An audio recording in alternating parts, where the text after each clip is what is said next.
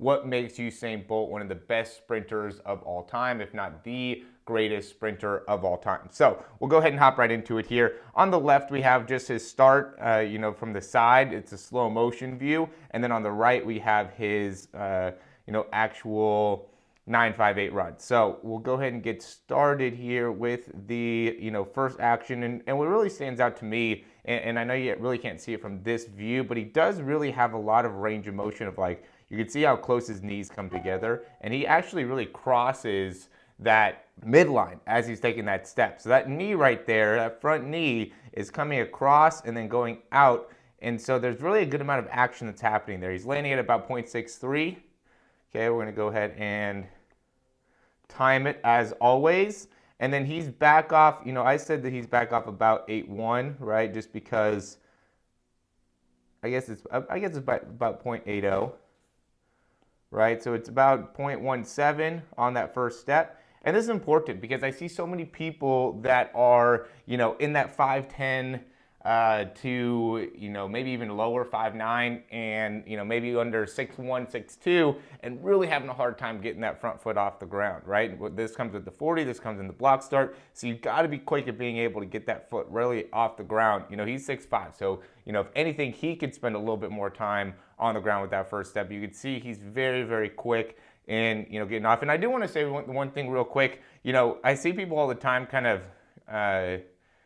go and talk bad about Tyson Gay's start, but he ran a 9.69. So you really can't sit there and say too much about how, Usain Bolt's start is way more superior to Tyson Gay's start just based off of results, right? I mean, if you run 9.69, you're one of the best in the world, period. So Tyson Gay's not doing things wrong with his start. Anyway, we'll go back to Usain Bolt here, and we'll take a look at that first step. And you can see, what really allows him to have a lot of success is the change here in the hips, right? So you can see as he's going here, he's really driving his hips all the way forward and through, getting his spine all the way up, right? So what I commonly see, and what Tyson Gay, the thing that most people say Tyson Gay is doing incorrectly here is leaving those hips behind, and that really ends up, making it a little bit more difficult for him to get through his start, right? And I would say that is something that a lot of people can improve on, is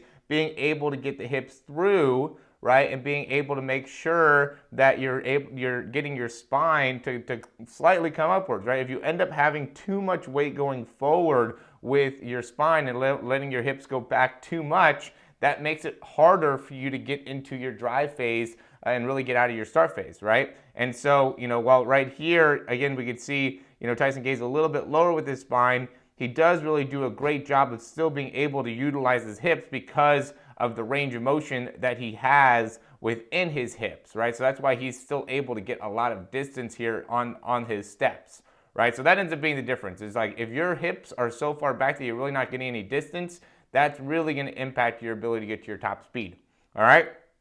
So now we'll go this second step here. You can see where Usain Bolt's really landing on the inside part of the foot and really on his toe to make it so he's landing here at 0.867. And he's back off, I would say, maybe 0.01-ish. He's about to be off right there. I think he was pretty far off there, 0.01, 0.02, somewhere in there. So that's going to end up being, at the most 0.16, if it's at 0.02, right? So he went from 0.17 to 0.16 on that second step. And then immediately, here he's landing. Again, I think he's probably about 0.12 there, right? Because he's still not all the way landed right there. But here, I think he's been landed for, maybe 1/100th of a second or so. But he's right back off the ground at, at that point, 0.33, maybe you could maybe say, 2.3 or 2.4, somewhere in there. Point is, he's like at 0.12, right? By his third step, he's already at 0.12 in terms of his foot contact time, right? He's really not too far after that. He's about to be off the ground right there. It's just his toe that isn't touching the ground right there. So, I know a lot of these get into very, very particular numbers, which I like. I want to understand it. I want to understand the keys to being able to run faster. So you have to be able to look at the mechanics, and trust me, I watch a lot of these videos, watch a lot of this film, which is why I'm giving the numbers that I am, because I've seen the difference between when you're landing and not landing, and pushing off, and about how much time period that takes. But what really helps him in being able to get to having such quick foot position or foot push off is,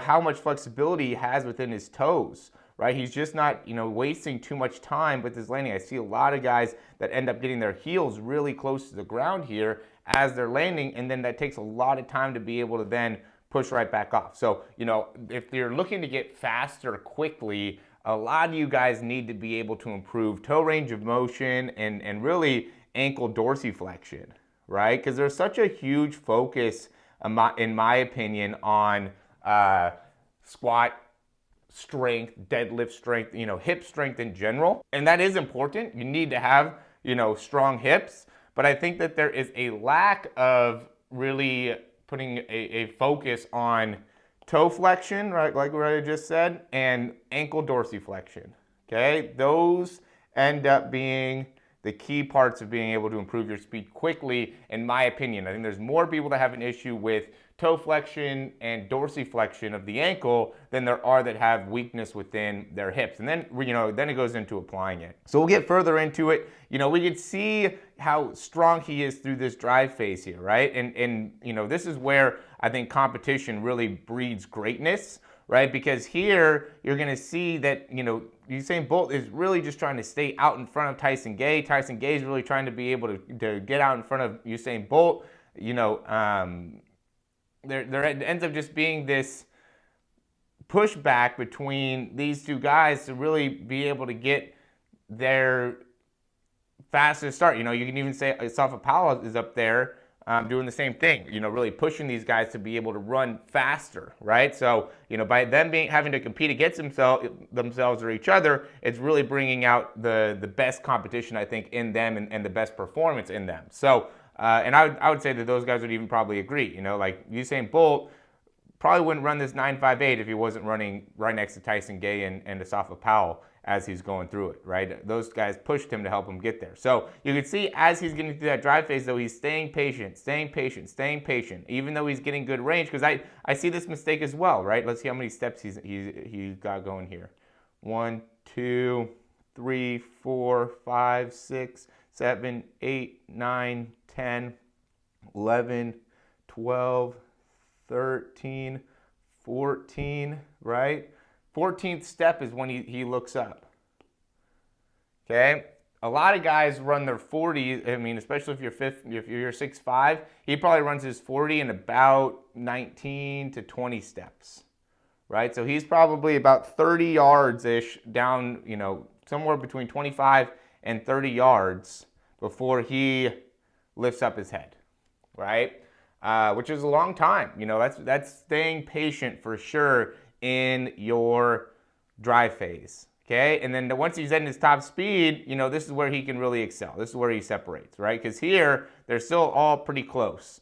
But now is when he really starts to be able to open up and really show why he is, the best in the world. So, when he's opening up, again, we'll go and break these numbers down. We've done it many times before. Well, let's look to see where he's landing. He's landing a little bit more on the outside part of his foot there. And, this goes into his specific mechanics, right? Because, I know there's some different techniques out there, sprinting techniques out there that talk about, wanting to, maybe shift your shoulder side to side because this is how Usain Bolt does it. Or, teaching certain hand gestures because this is how Usain Bolt does it.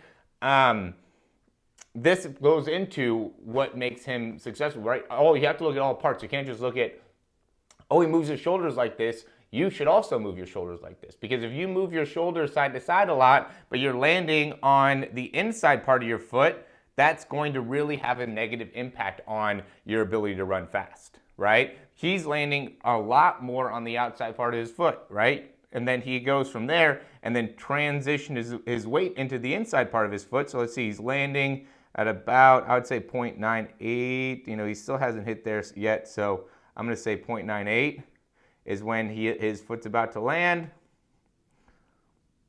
Okay, he transfers his weight to his inside, and then he's pushing back off. Again, a little bit later than that, so we're going to say 07. So we're going to go about, he's at about a 0.09 foot contact time there, okay? And then from 0.07, he goes back and touches the ground. That's pretty good there. I think about 0.43. Okay, so we're at 0.36 in terms of his turnover time. Okay, and I think as he gets going, he has a little bit longer turnover time spent off the ground, and then a little bit quicker foot contact time, because we've seen him as low as 0.08 on the foot contact time, and then we've seen him as much as 0.38 on his turnover time. So it just kind of depends on which part of the run we end up looking at. And that's on the right leg. Let's take a look at the left leg here. So you can see the left leg is a lot more effective, right? And we all know he has scoliosis, right? So that goes into it as well, right? He had scoliosis really as a kid, and so he had to kind of figure out a running technique that would work around having a crooked spine, right? So you have to understand, again, why he runs the way that he runs. You're not going to run like Usain Bolt runs. You're not going to run like Tyson Gay runs. Yeah, we want to be able to implement some of the same techniques that they do to be able to be successful, but to try to 100% emulate an exact style that is outside of your style is not going to be successful. You have to understand what is going to be unique to you and how can you achieve some of these key numbers. Like when I focus on trying to improve my own sprinting, I want to be able to focus on, okay, this is the amount of time that I need to be spending on the ground on my first step. 0.17 is what Usain Bolt does. I can get to 0.17. Second step, 0.16 is what Usain Bolt does. I can get to 0.16. And so then I really try to master how to go from 0.17, 0.16, 0.12 within the first 5 steps, getting to a 0.11 contact time. Okay? That's what my focus is on. How I get that, I use ideas from Tyson Gay, Usain Bolt, Justin Gatlin, Christian Coleman. I use all of that information to help me in being able to see which ideas work well for my sprinting technique to be able to achieve that. But I'm not just going to try to watch, Usain Bolt run and then try to run like Usain Bolt. I'm not 6'5". I don't have the same anthropometrics. I don't have a scoliosis in my spine, at least not that I know of, not bad enough for me to have it diagnosed. At the end of the day, like 97% of people have scoliosis or something like that. Some degrees of scoliosis, varying degrees. His was obviously pretty bad, which is why he had to go to the doctor. But, let's go back to this foot contact time. 0.667 is when his foot hits, and then he's off, somewhere between there. So let's go 7.5. Yeah, so that's, again, 0.09, right? And so from 7.5, 7.5, he goes and touches again a little bit after that, right? So we're looking at probably about 0.11-ish, which would be 0.36 again, okay?